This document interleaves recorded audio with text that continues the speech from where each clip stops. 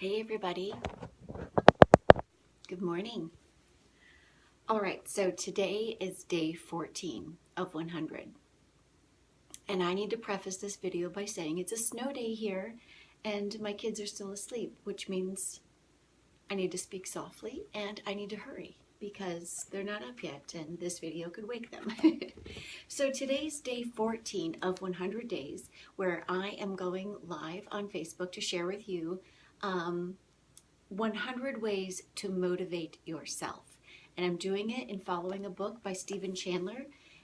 It's a class that I'm taking right now with my life coaching certification. And I thought, what better way to motivate myself than to share the motivation? So here we go. Day 14 is awesome. It's another sports metaphor. And sorry, I think someone's at the door. While I'm not a sports person, this one was poignant, y'all. So here we go, without further ado. Day number 14, bounce your thoughts. Now, what the author talks about here with day number 14 is if you've ever played basketball or you've ever coached basketball, especially for little kids, you'll notice that they tend to dribble with one hand or the other, usually their dominant hand. And if you were to approach the child and say, you need to be able to also dribble with your non-dominant hand, it's very likely that the child will say that they can't. To which you need to respond and then apply this thought to yourself. It's not that you can't, it's just that you haven't. So think about that. You know, it's not that there are things in your life that you can't do. It's just that there are things in your life that you haven't yet done. And quite possibly, it's because of a limiting belief, a limiting thought, a story you've told yourself. All right, so I'm going to share with you what the author has to say here. Hopefully, if you guys are on, will you please let me know if you can hear me? I'm speaking kind of softly, and I just want to make sure. Let's see. You would explain to your basketball student that he can dribble on his other hand if he's willing to practice. It's just a matter of logging enough bounces. It's simple formation of a habit. So there isn't anything you can't do. Thank you, Julia. There isn't anything you can't do if you want to do it by recognizing that you just need to undo the old and start the new. But it's going to take practice. It's not going to come easy. When you were a little baby, you were so daggone frustrated every single time you fell down trying to walk, but you kept practicing. The same principle is true for reprogramming our own dominant habits of thinking. If our dominant thought habit is to be pessimistic, all we have to do is dribble with the other hand metaphorically. Think optimistic thoughts more and more until it feels natural. If someone had asked me before I started my journey to self-motivation that began with Napoleon Hill, why I didn't want to be more goal-oriented and optimistic, I would have said, I can't. It's just not me. I wouldn't know how. But it would have been more accurate for me to just say, I haven't.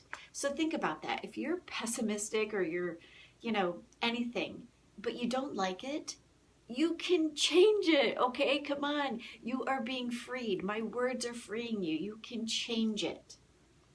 Thinking is just like bouncing the basketball. On the one hand, I can think pessimistically and build that side of me up. It's just a matter of repeatedly bouncing those thoughts. On the other hand, I can think optimistically, one thought at a time, and build that habit up.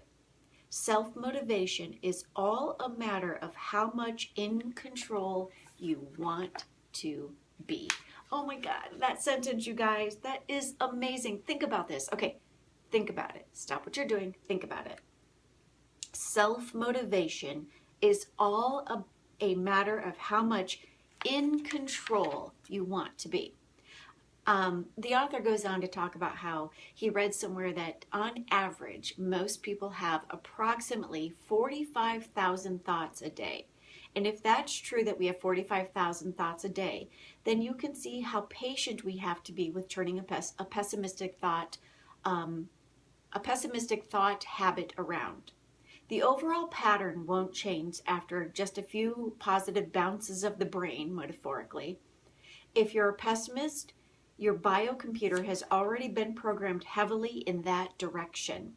But it doesn't take long for a new pattern to emerge.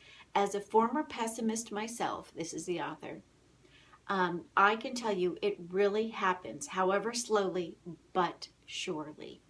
You can change one thought at a time. And if you can bounce it one way, you can certainly bounce it the other. You guys, that's awesome. So I want to share with you the notes that I took on this, because sometimes I think that, the text can be a little bit dry, but I like to kind of, bring it down to my level when I read it. And so I take notes on it.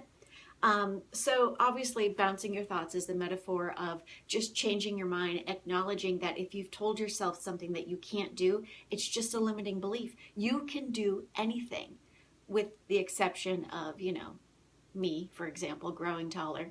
Not gonna happen. It's easy to be who we are because we've practiced it every day. But if you want to change things about yourself that simply no longer suit you, then know that it takes your awareness. And it takes your awareness to begin, and then a plan to overcome. A plan with repetition. You can overcome yourself and step into your greatness if you simply begin to see that it's all as easy as applying this one thought process. And I'm going to leave you with this quote. Good morning. Oh, thank you, Bonnie. Aren't you so sweet? You can make a big change if you just let this parting thought, this parting quote from Socrates resonate in your mind, okay? Here's the quote. The secret of change is to focus all of your energy not on fighting the old, but in building the new. Okay? So the secret to change is to focus all of your energy not on fighting the old, but in building the new. You guys, that's huge. Okay? So realize the power of your thoughts and know that if you're limited in a certain area, it's just because you think you're limited in that area. You can do anything. And over the course of the next 100 days, I'm going to help you see that is totally true. A good example for me was I thought as I, entered perimenopause and entered the age of 40 that I couldn't lose weight. I thought, God, I cannot lose weight. And so I sat down and I recognized, I have a problem here. So I can either live with the self-defeating thought of, the self-limiting thought of, I can't lose weight, and accept it, and be defeated by that. Or I could decide I can lose weight, but I need to look at what I need to do differently. And in looking at what I was doing, I saw, you guys, that I was drinking a glass of wine or 2 or 3 every night. And so then I started evaluating, they say that when you want to lose weight, you shouldn't have alcohol in your system because on average it sets you back approximately 72 hours in terms of your body being able to really focus on weight loss as opposed to getting the toxins of alcohol out of your system.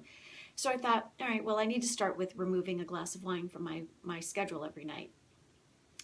Then I couldn't do that because I was addicted to having a glass of wine every night. I had triggers, I had all these things that were causing it. And it was when I woke up and realized that by drinking a glass of wine every night, I was numbing out to my life.